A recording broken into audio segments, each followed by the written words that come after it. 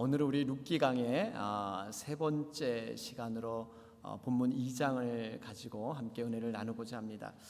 여러분, 우리 사람들이 성공할 때 여러 가지 그러한 기본적인 사항이 있는데 보통 세 가지 정도를 갖추어야 성공을 한다고 합니다. 그 가운데 첫째는 적절한 사람이 필요하다고 합니다. 하나님께서는요, 이 땅 가운데 하나님의 역사와 능력을 나타나실 때 혼자 일하시지 않습니다. 반드시 준비된 사람, 적절한 사람을 통해서 함께 동역하기를 원하십니다. 그렇기 때문에 우리가 하나님 앞에 쓰임 받는다는 것은 큰 축복이고요, 또 우리가 하나님의 사람으로 만들어져야만 하나님과 함께 동역할 수 있다 하는 것을 우리는 알 수가 있습니다. 둘째로는 성공하기 위해서는 여러분 적절한 때가 필요하다고 합니다. 여러분, 우리가 사는 이 캘리포니아 얼마나 그 해변가가 여러분 아름답습니까? 우리가 해변가를 우리가 가끔 가보게 되면 그곳에 이게 그 젊은이들을 만나게 되죠. 이 서핑하는 이 젊은이들을 보게 되는데 이 젊은이들이 참 공통점이 있어요. 이 서핑을 타기 위해서는 기다림이 필요합니다. 파도가 적정하게 올라올 때까지는 숨을 죽이고 있다가 그 파도가 올라올 때 비로소 그 파도를 타는 것을 우리는 종종 보게 됩니다. 하나님의 역사도 마찬가지예요. 하나님께서도 분명히 이 무르익은 때를 통해서 하나님은 많은 시간들이 있지만 하나님이 우리의 기다림 속에서 하나님의 때를 들어서 하나님은 역사하신다 하는 것을 우리는 알 수가 있습니다. 마지막으로 이 성공하기 위해서는요, 또 적절한 장소가 있어야 된다고 합니다. 우리가 잘 아는 여러분 아브라함 종이 이삭의 배필감을 여러분 찾으러 가지 않습니까? 그 찾는 가운데 적정한 장소를 위해서 기도를 합니다. 그 장소가 어디입니까? 바로 하란에 있는 우물가였습니다. 하나님께서는 이러한 때와 장소를 통해서 하나님의 놀라운 역사함을 하나님은 이루신다 하는 것을 볼 수가 있습니다. 오늘 등장하는 이 룻, 어떻게 보면 주인공이라고 할 수가 있는데요, 이 룻을 봐도 이 성공할 수 있는 세 가지 요소를 두루 갖추었습니다.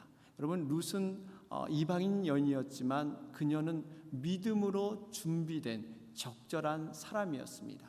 또 적절한 때가 있었어요. 그 때가 언제입니까? 바로 보리 추수할 때다, 이렇게 성경은 기록되고 있죠. 또 적절한 장소를 그는 찾았습니다. 바로 보아스의 밭에 그는 거했다, 이렇게 성경은 기록하고 있습니다. 어떻게 보면 이 룻이라는 여인은 모든 성공을 다 할 수 있는 그러한 조건을 갖추었다고 볼 수가 있습니다. 이러한 조건을 갖추었지만 한 가지 우리가 놓치지 말아야 할 것이 있습니다. 하나님께서는 이러한 모든 성공적인 이러한 조건이 있지만 하나님께서 한 가지 더 바라는 게 계세요. 이 룻을 믿음으로 이뤄가기 위해서 어떠한 방향으로 끌 수 있는 그러한 힘과 에너지가 필요했습니다. 그것이 여러분 무엇입니까? 바로 은혜를 사모하는 마음입니다. 룻이 비록 모든 것을 다 갖추었지만 은혜를 사모하는 마음을 통해서 하나님의 능력과 역사가 딱 맞아서 모든 것이 이루어진 것을 우리는 말씀을 통해서 볼 수가 있습니다. 여러분, 이것이 하나님의 믿음의 원리예요. 하나님께서는 그냥 환경과 조건으로만 하나님의 역사를 하시거나 하나님의 일을 하지 않으세요. 반드시 믿음의 사람을 통해서 은혜를 사모하게 하시게끔 하셔서 하나님의 일을 나타내신다 하는 것을 우리는 알 수가 있습니다. 성경에도 보면요, 참 이 예수님을 깊이 만난 자들의 공통점은 모두 다 은혜를 사모하는 자들이었다 하는 것을 우리는 알 수가 있습니다. 그 중에 하나, 여러분 12 혈루증 앓는 여인이 있었죠. 이 여인은 그저 단순히 많은 무리들, 그 군중들을 뚫고서 예수님의 뒤편에 오는 정도로 멈추지 않았어요. 그녀에게 은혜의 사모함이 필요했습니다. 그것이 무엇입니까? 바로 예수님의 옷가를 만지는, 예수님의 옷을 만지는 그 은혜의 사모함이 그녀에게 필요했습니다. 그것을 통해서 예수님을 진정으로 만날 수가 있었어요. 또 여러분, 삭개오를 보십시오. 여러분, 삭개오는 세리장이었습니다. 키가 작은 자였어요. 이 삭개오에게 예수님이 그 동네 어귀에 온다는 소리를 듣고 그 예수님을 보고 싶은 마음으로 예수님을 맞이하러 갔습니다. 그런데 이 삭개오는 단순히 보는 것, 그냥 멀찌감치 그냥 바라보는 것으로 그 마음의 소원함이 있지 않았어요. 이 삭개오에게는 정말 진정으로 예수님을 보고 싶다, 예수님을 만나고 싶다는 그 은혜의 사모함의 소원이 삭개오에게 있었습니다. 그래서 여러분, 그 가감이 이 체면을 무시하고 그 작은 키에 뽕나무로 올라갈 수 있는 그 용기가 은혜의 사모함에 있었다 하는 것을 우리는 너무나 잘 알고 있습니다. 여러분, 이걸 보면 분명 우리가 주님을 만나는 것은요, 우리 인생에 너무나 중요합니다. 이것보다 중요한 게 없어요. 그런데 이러한 모든 여건 속에서 은혜의 사모하는 그러한 자를 통해서 하나님은 모든 일을 이루어 주신다 하는 것을 말씀을 통해서 볼 수가 있습니다. 오늘 등장하는 이 룻도 보면 은혜를 간절히 사모하는 여인이었어요. 이 말씀의 본문의 배경을 보면 지금 보리 추수할 때 그때 이러한 사건이 일어났다 이렇게 기록되어 있죠. 여러분, 참 이 보리 추수라는 의미가 굉장히 의미가 있습니다. 지금 이들이 과거에는 하나님을 떠날 때는 흉년의 때에 떠났어요. 하나님을 떠난 인생은 어떻게 보면 흉년의 연속일 수밖에 없지만 그들이 참으로 회개하고 진정한 마음으로 하나님 앞에 돌아올 때는 하나님께서 이런 예비하심이 준비되어 계신다는 사실이에요. 그것이 바로 보리 추수 때예요. 여러분, 우리가 하나님으로 진정으로 돌아오기만 한다면 하나님의 이러한 긍휼과 이러한 놀라운 사랑의 예배하심으로 우리를 맞이하실 줄 믿습니다. 우리가 중요한 것은 우리 자신이 진정으로 하나님을 맞으려고 하는 은혜의 사모함이 있는가, 바로 이것이 우리의 관건이에요. 하나님은 모든 걸 예배하셔서 돌아오는 자에게 이렇게 풍성으로 우리에게 모든 걸 주실 것을 예배하고 있다는 사실입니다. 그러면서 한 가지 이 룻이요, 참으로 훌륭했던 것이 있습니다.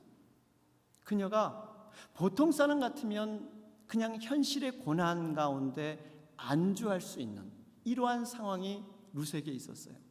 그러나 이 룻은 어떠한 상황에서도 비록 절망과 고난의 상황일 것 같지만 은혜 사모하는 데는 그녀는 주저하지 않았다는 사실이에요. 그래서 여러분, 시어머니에게 이제 간청하기 시작합니다. 오늘 2절 말씀을 보면 거기에 나오지 않습니까? 룻이 나오미에게 이르되 나로 가게 하소서, 내가 네게 은혜를 입으면 그를 이삭을 줍겠나이다. 여러분, 지금 시어머니에게 이 밭에 나가서 내가 이삭을 주울 수 있도록 나에게 허락해 달라. 내가 만약에 나갔을 때 누군가 나에게 은혜를 주면 내가 그 일을 감당해서 우리의 배고픔을 해결하겠습니다 하는 것이 이 룻의 간청이었습니다. 여러분, 근데 이 룻의 형편이 여러분 어떠했습니까? 정말 그 형편이 여러분 쉬운 형편이었어요? 그렇지 않았습니다. 이 룻의 형편은 너무나 어려운 형편이었어요. 여러분 잘 아시잖아요. 이스라엘 백성들이 적으로 생각하는 모압 여인, 바로 그 적군으로 생각하는 여인이 바로 이 출신이 바로 룻의 출신이었습니다. 더군다나 이 땅이 어떤 땅입니까? 베들레헴 땅이에요. 유대 민족은 우리가 하나님의 선민이라는 그러한 선민의식 때문에 이 타 민족을 굉장히 도외시했던 그러한 상황이 바로 룻의 상황이었습니다. 사람들이 수군거리기 시작했어요. 야, 나오미의 그 며느리가 모압 여인이래. 그래, 역시 자기가 살겠다고, 자기 가족만 살겠다고 떠나가더니 결국 이 꼴이 뭐야. 거기다가 이방 며느리까지 혹을 달고 와. 많은 사람들이 수군거렸을 거예요.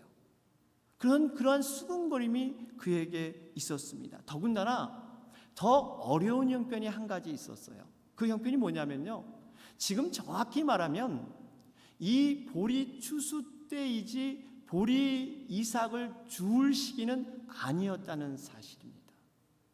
레위기 19장 9절 이하를 보면 거기에 기록되기를 이렇게 기록되어 있어요.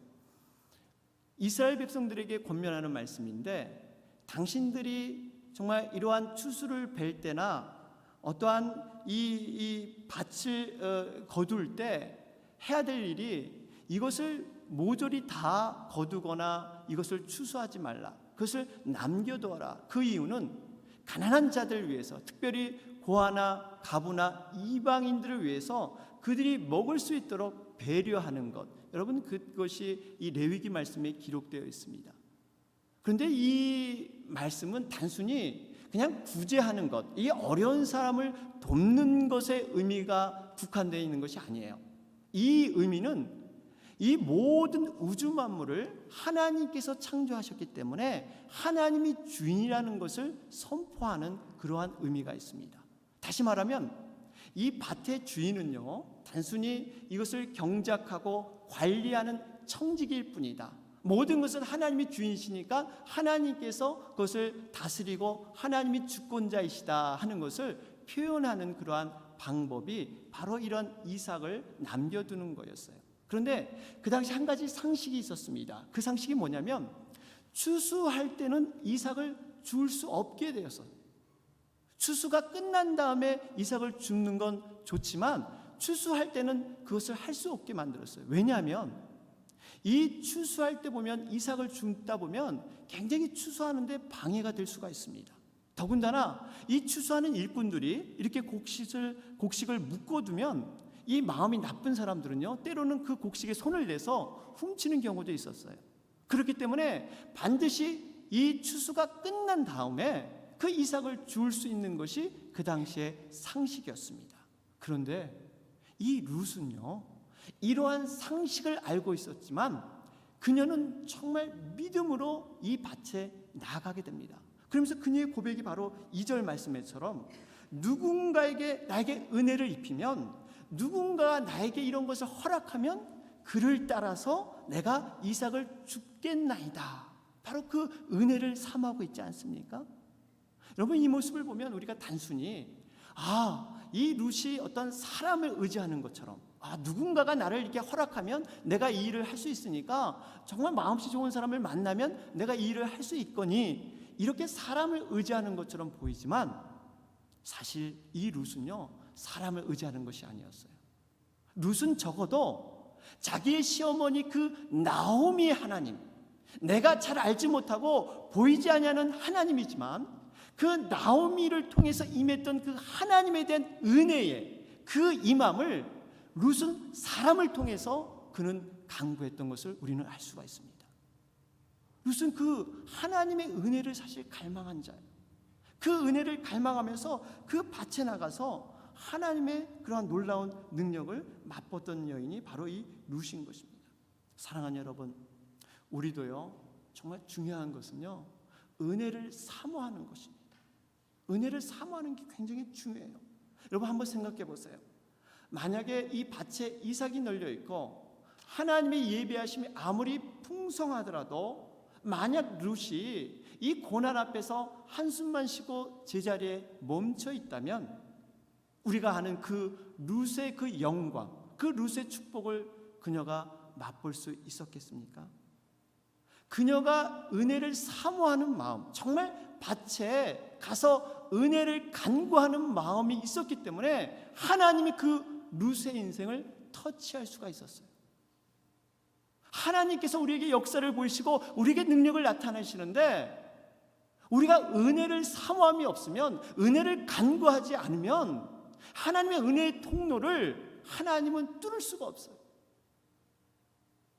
그렇기 때문에 우리가 모든 것이 갖추어졌다 그래서 그냥 만족해서는 안 돼요.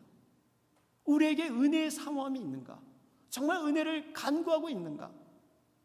하나님은 최종적인 역사를 그 간구하는 자를 통해서 하나님은 이루길 원하시는 거예요. 사랑하는 여러분, 저는 이 말씀을 묵상하면서 여러분에게 도전을 주고 싶습니다. 혹시 우리 가운데 이 룻과 같은 상황, 여러분, 룻의 상황이 얼마나 답답해 보입니까? 마치 사면초가로서 정말 여기도 갈 수 없고 저기도 갈 수 없는, 아무것도 할 수 없는 이런 상황인 것처럼 여겨지는 상황이 우리에게도 있을 수가 있다는 사실이에요.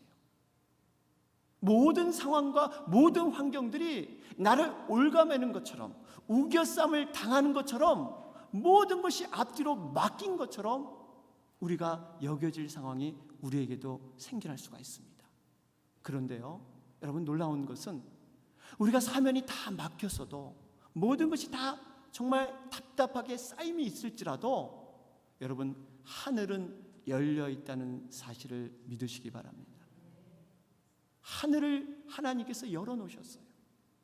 왜 하늘을 하나님께서 열어놓으셨을까요?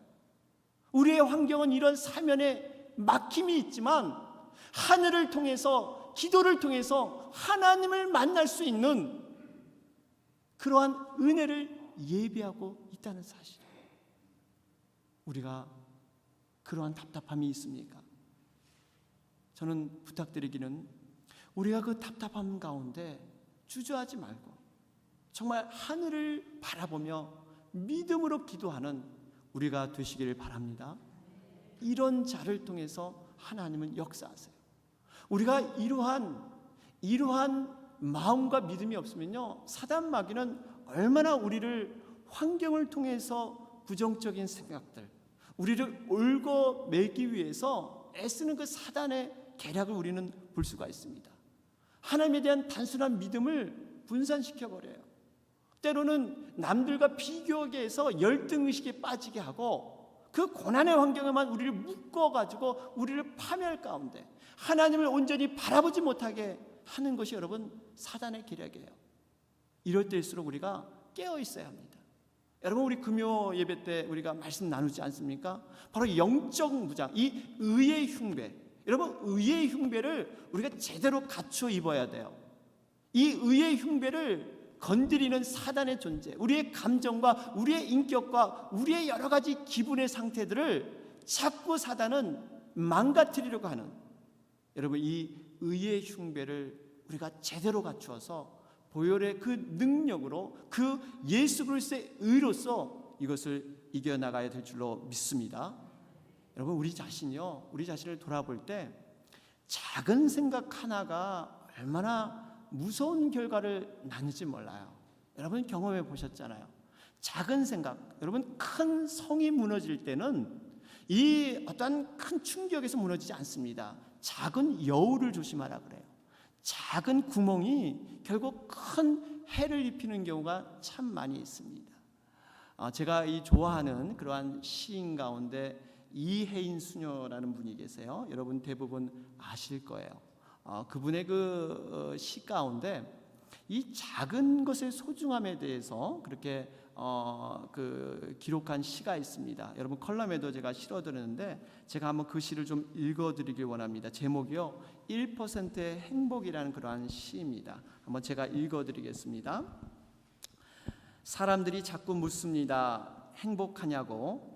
낯선 모습으로 낯선 곳에서 사는 제가 자꾸 걱정이 되나 봅니다. 저울에 행복을 달면 불행과 행복이 반반이면 저울이 움직이지 않지만 불행 49%, 행복 51%면 저울이 행복 쪽으로 기울게 됩니다. 행복의 조건엔 이처럼 많은 것이 필요 없습니다. 우리 삶에서 단 1%만 더 가지면 행복한 것입니다. 어느 상품명처럼 2%가 부족하면 그건 엄청난 기울기입니다. 아마 그 이름을 지은 사람은 인생에 있어서 2%라는 수치가 얼마나 큰지를 아는 모양입니다. 때로는 나도 모르게 1%가 빠져나가 불행하다 느낄 때가 있습니다. 더 많은 수치가 기울기 전에 약간의 좋은 것으로 얼른 채워 넣어 다시 행복의 무게를 무겁게 해놓곤 합니다. 약간의 좋은 것 1%, 우리 삶에서 아무것도 아닌 아주 소소한 것일 수도 있습니다.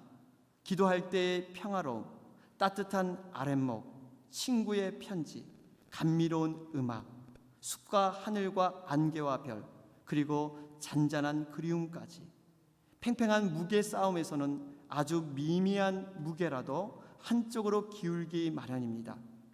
단 1%가 우리를 행복하게 또 불행하게 합니다. 나는 오늘 그 1%를 행복의 저울 쪽에 올려놓았습니다. 그래서 행복하냐는 질문에 웃으며 대답합니다. 나는 행복하다고. 여러분 동감되세요? 예.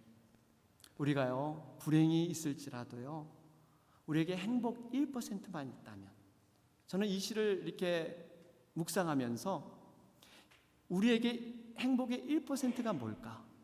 우리 믿는 자에게 행복의 1%가 뭘까? 그것은 하나님의 동행과 임재다. 오늘도 부족하지만 하나님께서 나와 함께 계시다. 그 하나님이 나와 함께 하신다. 바로 이것이 1%의 행복임을 여러분 믿으시기 바랍니다. 이 롯은요, 이 은혜를 간구했더니요, 정말 하나님께서 은혜를 주셨어요.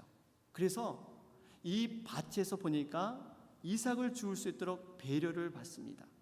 도저히 상식적으로 되지 않는 상황에서 하나님은 이를 이루셨어요. 그런데요, 놀라운 것이 하나 있습니다.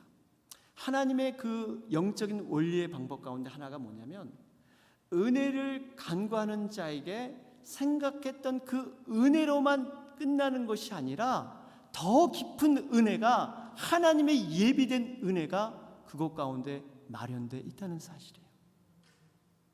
여러분, 지금 이 룻은 단지 배고픔을 해결하는 은혜만을 간구했어요. 그것만을 위해서 밭에 나가서 이삭을 주우려고 했습니다. 그런데 하나님께서는 그것 플러스 더 깊은 보너스의 은혜를 하나님은 예비하고 있다는 사실이에요. 이것이 하나님의 그런 영적인 원리입니다. 오늘 이 본문 말씀을 보면 3절에 보면 룻이 이삭을 주우러 갔는데요, 그 밭에 우연히 엘리멜렉 친족 보아스의 밭이었다, 이렇게 기록되어 있고요. 또 4절에 보면 마침 보아스가 그곳에 와 있었다 하는 그러한 말씀이 기록되어 있습니다. 우리가 여기서 눈여겨봐야 될 것이 이 우연이란 단어와 마침이라는 단어예요. 이 우연이와 마침이 그냥 아무 의미 없이 그냥 우연히 여러분 기록된 것일까요? 어떻게 보면 룻은 전혀 생각 없이 그냥 우연히 말 그대로 밭에 나갔는데 그 밭이 보아스의 밭이었어요. 또 여러분, 세월이 얼마나 많이 있습니까? 시간들이 얼마나 많아요. 그런데 왜 하필이면 보아스가 밭에 나간 그 날이 룻이 밭에서 일한 날이었을까요? 한번 뒤집어서 한번 생각해 볼 필요가 있습니다. 만약 룻이 이 두려움 때문에, 체면 때문에, 이 자존심 때문에 밭에 나가지 못하고 그냥 집안에 갇혀 있었다면, 또 보아스가 그날에 유독히 밭에 나가고자 하는 그 마음이 없었다면 어떻게 됐을까? 더군다나 이 보아스가 밭에 나갔을 때 왜 그 일하는 젊은 여자의 모습이 보아스의 눈에 정확하게 들어왔을까요? 여러분, 이런 것들을 보면 그냥 우연히 일어난 것이 아니다 하는 것을 볼 수가 있습니다. 여러분, 이 우연이 겹치면요, 우연이 반복되면 그건 필연이에요. 하나님의 섭리입니다. 그러니까 하나님께서 은혜를 사모하는 자에게 더 큰 은혜로 이끄시기 위해서 하나님의 예비하심과 하나님의 섭리가 지금 이 룻의 인생 가운데 펼쳐지고 있다는 사실입니다. 그러면서 한 가지 놀라운 사실은요, 은혜를 사모하는 자에게 하나님께서 믿음의 사람을 만나게 하세요. 은혜를 사모하는 자에게 믿음의 놀라운 능력을 체험하게 하십니다. 여러분, 보아스는 어떤 사람입니까? 보아스는 믿음의 사람이었습니다. 은혜를 체험한 사람이었어요. 여러분, 이 지금 보아스가 자기 밭에 지금 추수가 어떻게 되었는지, 또 이 일꾼들을 격려하기 위해서 이렇게 나왔습니다. 그런데 그의 인사의 내용을 보면 그가 얼마나 믿음으로 살고 있던가를 우리는 알 수가 있습니다. 그가 어떻게 인사를 합니까? 여기 보니까 여호와께서 너희와 함께 하시기를 원하노라, 임만의 축복을 빌고 있습니다. 여러분, 이것은 단순히 이 보아스가 인사하는 내용으로 그치는 게 아니에요. 보아스는요, 적어도 자기의 모든 삶의 영역 가운데 하나님께서 동행하는 그 산재물의 예배를 그 삶 가운데 누리는 자였습니다. 그냥 인사 한마디로 잘하는 것이 아니라 모든 삶의 영역, 그가 비즈니스를 하던 어떠한 일을 하던 하나님이 우리와 함께하기 때문에 믿음의 눈으로 모든 사건을 해석하고 적용하는 진짜 산재물의 예배자로서 사는 사람이 바로 이 보아스였습니다. 여러분, 우리 같으면 어떻게 인사하겠어요? 지금 이 보아스는 이 밭의 주인이잖아요. 만약에 저 같으면 이렇게 인사를 할지 몰라요. 여보게, 어떻게 지금 곡식의 이 추수는 잘 진행되고 있는가? 이 일에 대해서 우리는 관심이 많지 않습니까? 그런데 보아스는 그 영혼에 대해서, 영혼의 그 마음에 대해서 보아스는 관심이 있었다는 사실이에요. 이건 믿음의 사람입니다. 더군다나 저는 좀 놀라운 것은 이 보아스의 인사뿐만 아니라 그 일꾼들의 모습. 여러분, 일꾼들이 얼마나 멋있게 화답을 합니까? 이 일꾼들을 보면 여호와께서 당신에게 복 주시기를 원하나이다. 여러분, 이 일꾼들도 만만치 않아요. 이 보아스의 믿음에 비해서 일꾼들도 조금 더 뒤지지 않습니다. 여러분, 이렇게 아름답게 화답하는 모습, 어떻게 보면 고용주와 피고용인이에요. 어떻게 보면 일로서 만난 관계일 수 있습니다. 그럼에도 불구하고 아름다운 믿음의 동역자고 기도의 동역자의 모습을 이 두 사이는 갖고 있다는 사실이에요. 이걸 보면서 우리가 깨닫게 되는 것이 있죠. 믿음의 사람의 주변에는 이 아름다운 믿음의 동역자, 아름다운 그 믿음이 흘러서 함께하고 있다는 사실입니다. 그 믿음의 감동과 감화가 서로 주고받는 아름다운 시너지 효과가 여기 일어나고 있는 거예요. 여러분, 우리가 은혜 받은 것을 나눌 때 그 상대방이 그 은혜를 받고 되돌려 줄 때 그것은 배로 돌아오는 거예요. 여러분, 성도의 교제가 뭡니까? 성도의 교제는 은혜가 서로 나누고 흐르는 게 성도의 교제임을 여러분 믿으시기 바랍니다. 이러한 성도의 교제가 지금 이곳 가운데 일어나고 있는 거예요. 그러면서 이 인사하는 모습은요, 이 참된 복이 무엇인가를 여기서 우리는 발견해 볼 수가 있어요. 지금 이 일꾼들이 지금 화답을 하는데요, 그 화답의 내용은 이런 얘기예요. 보아스, 당신이 지금 우리에게 하나님이 함께하라고 하신 것, 이것이 우리의 인생의 진정한 복인지를 압니다. 하나님이 함께하신 것이 우리의 인생의 진정한 복인데 이 복이 당신에게도 함께하기를 바랍니다 하는 이 고백이 바로 이 일꾼들의 고백이에요. 여러분, 진정한 복이 뭘까요? 진정한 복은요, 소유되고 얻어지는 것, 성취되는 것, 눈에 보이는 그러한 것이 진정한 복이 아니라는 사실이에요. 하나님의 임재와 동행, 하나님의 그 관계가 진정한 복이다 하는 것을 지금 이 인사하는 가운데 우리에게 알려주고 있는 메시지로 전해주고 있습니다. 우리는 가끔씩은 정말 복의 근원인 그 하나님보다 하나님의 손에 쥔 그 무엇, 하나님의 손바닥에 쥔 그 무엇을 우리는 가끔 바라볼 때가 있어요. 복의 근원, 우리가 하나님을 바라봐야 될 줄로 믿습니다. 복 자체 대신 그 예수님을 소유하는 것이 여러분 복이에요. 복. 하나님께서 여러분 누구에게 복을 주실까요? 성경은 분명히 얘기하고 있죠. 받을 복을 간구하기 전에 뭐 합니까? 너희가 복을 받을 사람이 되라. 그 그릇이 되라. 복을 간구하기 전에 너희들이 그 그릇이 되는 것이 중요하다. 그래서 시편 1편에 보면요, 이 복에 대해서 설명하지 않고 복 받는 사람, 그러니까 하나님께서 복을 주시길 원하는데 복 받는 사람이 준비된 것을 통해서 복을 주신다고 시편 1편은 말씀하고 있습니다. 그럼 복 받는 자는 누구일까요? 여러분, 복 받는 자는 멀리 있지 않습니다. 복 받는 자는 예수 그리스도를 소유한 바로 하나님의 자녀인 우리들임을 여러분 믿으시기 바랍니다. 우리들, 예수 그리스도를 소유한 자들이 복을 받을 수가 있어요. 여러분, 우리가 무심코 하나님을 아빠라고 우리가 많이 이렇게 고백을 하는데요, 이 아빠라는 이 고백은요, 사실 무한한 축복이 이 속에 들어있어요. 그리고 하나님과의 놀라운 그 관계성이 이 아빠라는 이 단어 안에 들어있습니다. 이 아빠라는 그 고백이 어떤 고백입니까? 이런 뜻이잖아요. 나는 철부지이고 부족하고 연약한 존재임을 고백하는 거예요. 그러면서 이 하나님, 아빠 되신 하나님께서 무한정 모든 걸 책임져 주시고 모든 것을 함께 하겠다는 그 약속이 이 아빠라는 고백에 포함되어 있습니다. 우리가 자녀를 키워보면요, 자녀가 매일 아빠 하면서 철부지로 자라다가 어느 날 장성하게 됩니다. 그랬더니 얘가 어느 날 찾아오더니 무릎을 딱 꿇더니, 아버님, 이제는 제가 드릴 말씀이 있습니다. 이제 앞으로 제가 독립하겠습니다. 아버님, 이제는 모든 은혜 감사합니다. 여러분, 덜커덩 딱 이렇게 해보세요. 얘가 언제부터 아버님이라 그래?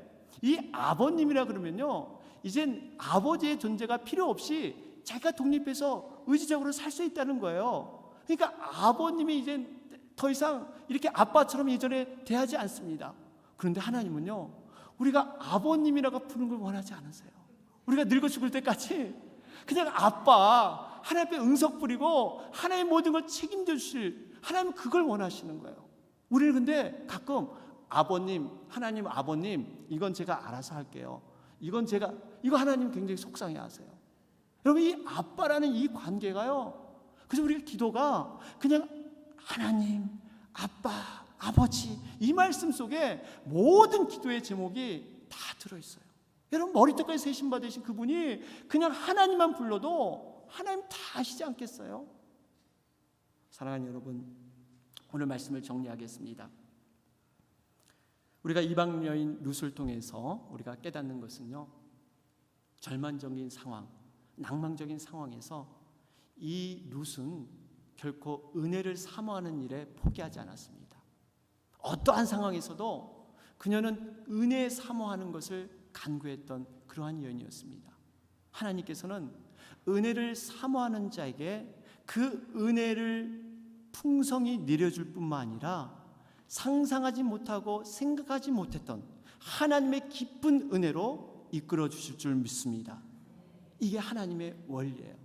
뿐만 아니라 우리가 이 은혜를 사모하는 자에게 복을 주시는데 그 복이 바로 아빠, 하나님을 아버지라 여기며 그 하나님과의 관계성의 복. 여러분, 우리가 하나님이 복을 주시기 위해서 은혜를 사모하는 자에게 복을 주시는데 그것이 아빠라고 부르는 이 관계의 복에서 하나님은 역사하신다는 사실입니다. 여러분, 다시 한번 절망의 상황에 있습니까? 오늘 룻을 보면서 다시 한번 우리가 기도로 나아가는 그러한 여러분과 제가 되길 주님의 이름으로 축원합니다. 아멘.